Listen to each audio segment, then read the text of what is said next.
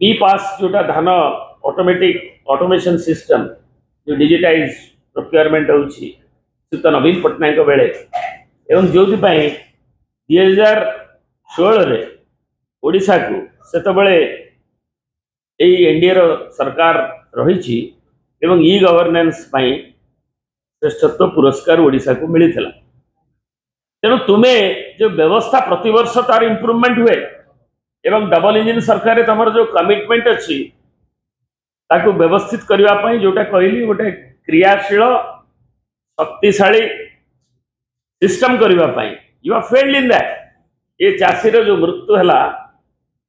एवं चाषी माने आज जो अभावनीय अकथनीय खोला आकाश तले जो आम नेता सहित नवीन पट्टनायक भी ट्वीट करते से कथा को उत्थापित करते से चाषी कूलर भरोसा ये गालु गप मारुवा सरकार ठारू टूटीगला एवं सरकार उत्तरदायी ये रहा दरकार। सरकार जवाबदेहित्व रहा दरकार एवं तुरंत 24 घंटा भितर कौठू केबे जो बकेया धान उठेबे तार व्यवस्था करवा दरकार एवं ये चाषी मृत्यु पाई किए दायी रही सरकार कौन पदक्षेप एवं निजे बड़ बड़ कथा कहूथुवा मंत्री एथि दायित्व निजे नहीं नैतिकता दृष्टि अपसरी जीवे कि बोली विजु जनता दल आज प्रश्न कर डॉक्टर लेलिन महांती।